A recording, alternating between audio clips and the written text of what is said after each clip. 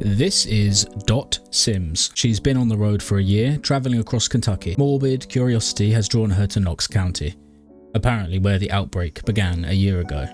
Susan, her trusty RV, has seen better days.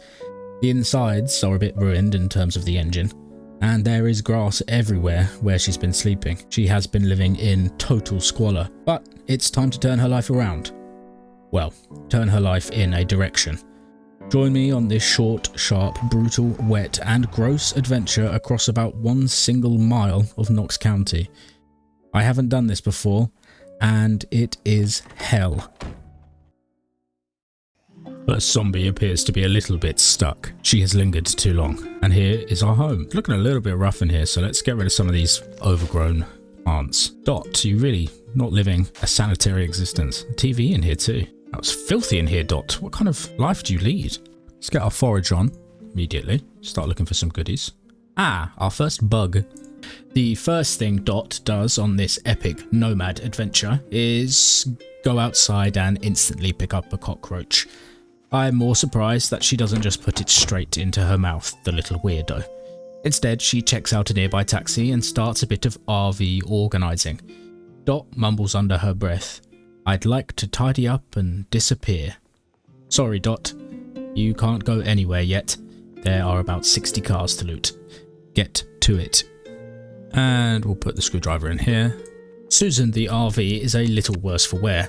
They've been through a lot together, and Dot would love to get her fixed up, but she's not really a mechanic, which is surprising really for someone who has spent so long on the road. You can blame that on me, Dot. Sorry. Damn, we're looking cool. Welding tools and welder mask. Seems very, very important. Right then, some buildings down the road here. That's the way we'll go. Oh, good start. Didn't really see that tree there. Yes, Dot drives immediately into a tiny shrub. This is a problem with this run. There are trees everywhere. That's what I get for setting the world to 12 months later. As you might imagine, this makes driving an absolutely awful experience. I reckon you can already see where this is going. Fans of the channel will also know that I'm a shit driver in Project Zomboid anyway. Susan, the RV, is probably not long for this world, but we'll do our best, won't we, Dot? That man is wearing an amazing suit and has a gun on his back. It's like Scarface.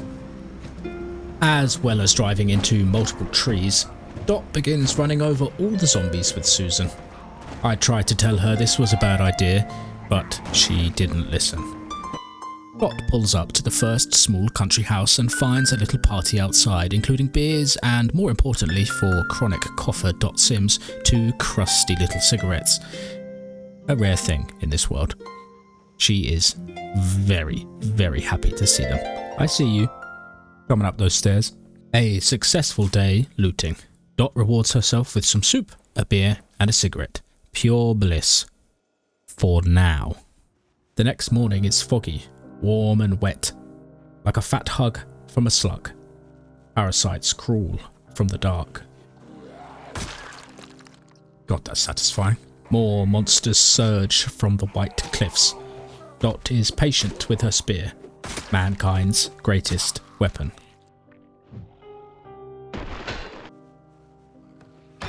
Oh my god.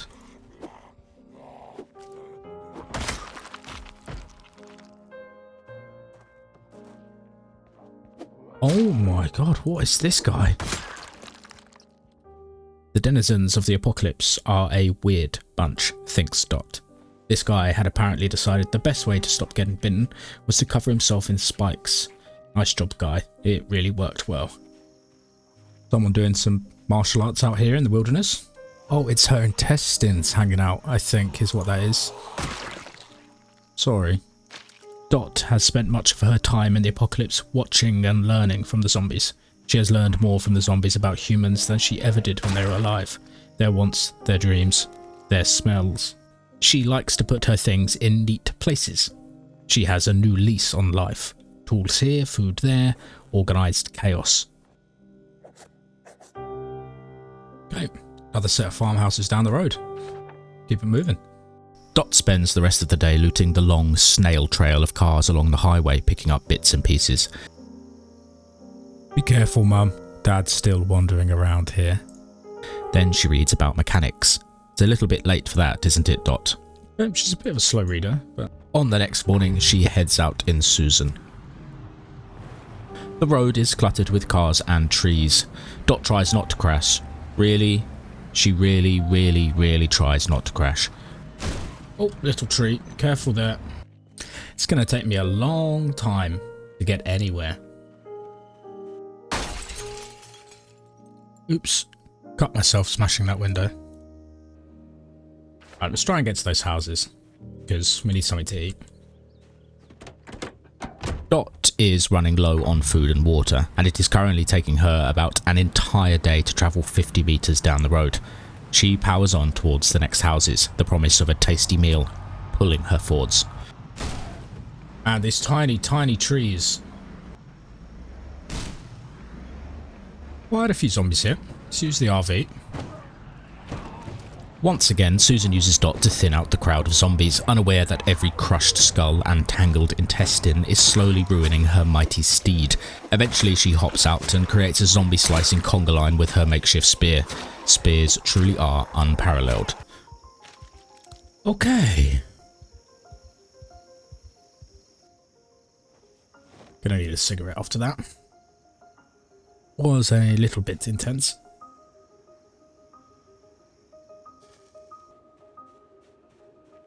Gonna fill up all our water at this house, I think, is the plan. Dot takes all her empty bottles and fills them up in the bathroom of the ruined house. The water tastes sort of rusty, but it's not too bad. Imagine all these bowls of water sloshing around in the back. Dot has to clear some more zombies to continue looting. She also finds a potato, which she stuffs into her gob, completely raw, skin and all. What an animal. Some potato seeds. Nice. We're not going to stop anywhere to grow them for a while, but potatoes are good. I'm wearing no underwear. Okay, Dot. Drone Commando, is it? Fair enough. Eat those potatoes raw, Dot. Raw. She reads a book before bed and then settles down on her comfy sofa for some sweet dreams. Cigarette before bed. On the morning of the next day, she drives into a dead end infested with zombies. Things get a little rough.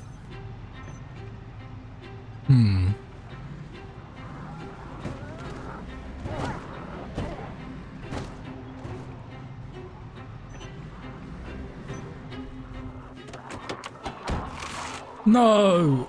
Oh, I got out the wrong side. Please don't let that be a bite. Okay, thank God. After her near miss, Dot doesn't feel like fighting at all. She loops the zombies through the woods to try and lose them in the shadows. Wow. She returns to the warm, throbbing hum of Susan's belly and takes a moment to recompose herself. Okay. Okay, you lost your hat somewhere. Did they bite the hat right off your head? I think they did. It's alright, we'll put the egg hat on for good luck.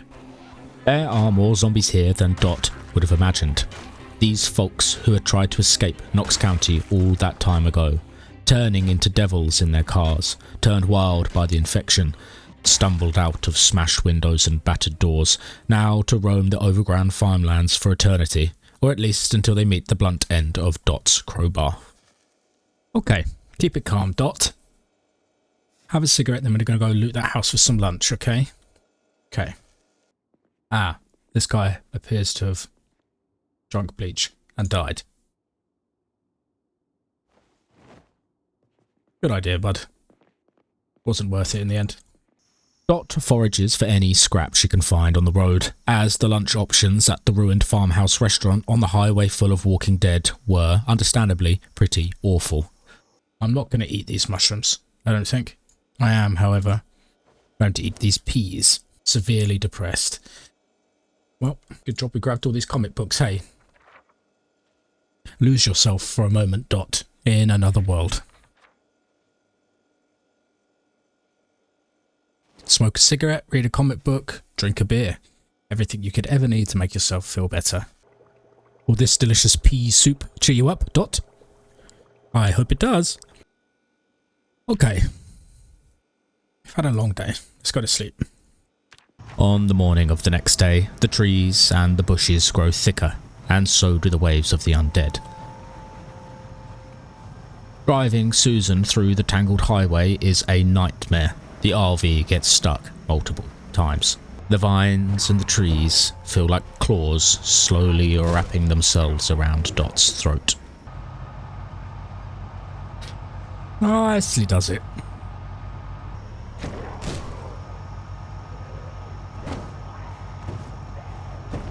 Well then.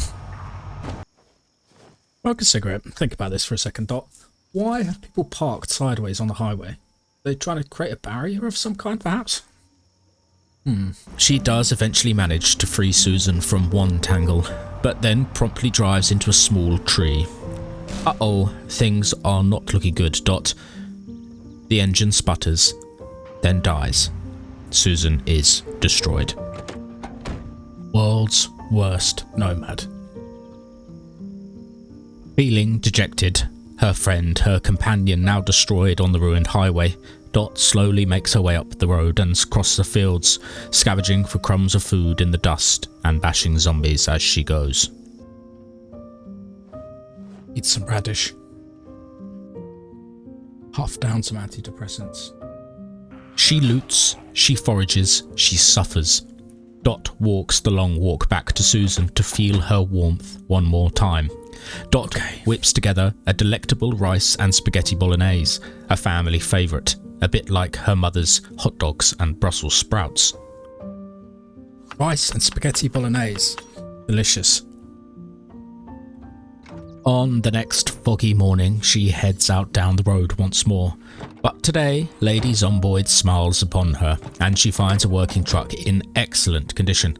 Maybe she is saved. The road is calling to her again.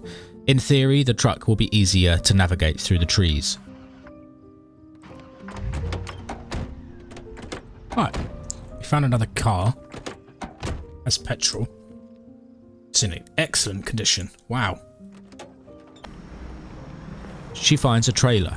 This will make it harder to drive, but she's like a snail. She must collect, bring her home on her back. Dot loads all of her goodies into the back of the trailer. She leaves Susan to rot to dust. Maybe one day she will be back. One day. Rest easy, Susan. With Lady Zomboid still on her side, she weaves her way through the dead traffic and finds a petrol station. It is, however, absolutely teeming with the undead.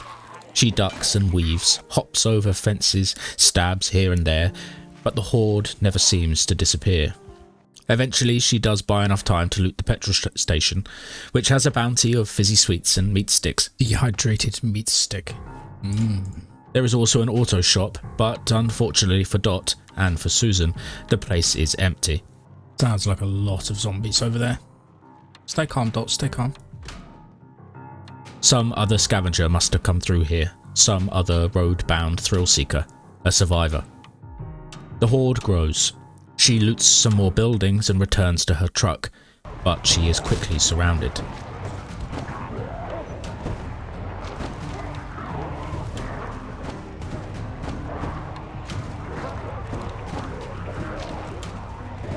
Okay. It is growing late and Dot is getting tired. She must find some way to lose the horde. So many zombies here.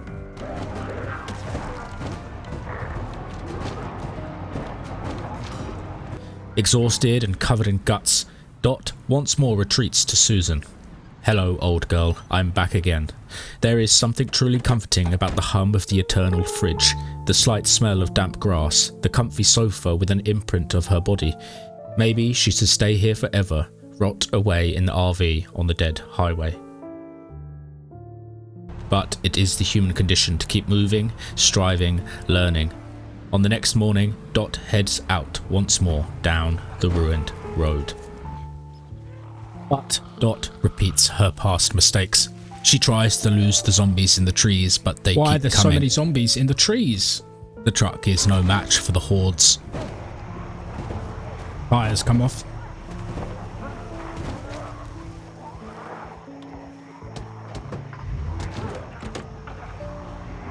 Eventually she must abandon it because the tyre has gone. Dot bursts from the car door, pushing aside the zombies, and luckily, oh sweet lady luck, she gets away with nothing but a bit of torn clothing. She dashes away through the trees. Then, like a beacon, the army surplus store towers above her. Guns, weapons, supplies, a tent. Her saviour? She washes in the backroom bathroom, then sleeps in the tent pitched in the showroom.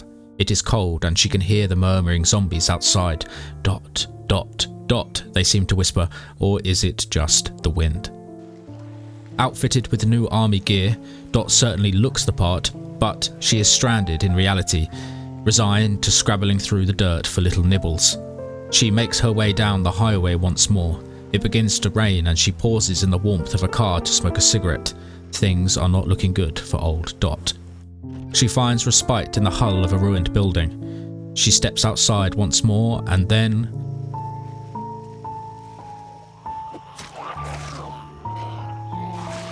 No! Damn it. From behind a tree, a cowboy. Bitten to death by a Kentucky cowboy. Literally Dot's worst nightmare. She retreats to the building, but she is bleeding, slick with blood. She feels her heart clench. Before she has time to bandage herself, she collapses in the bedroom.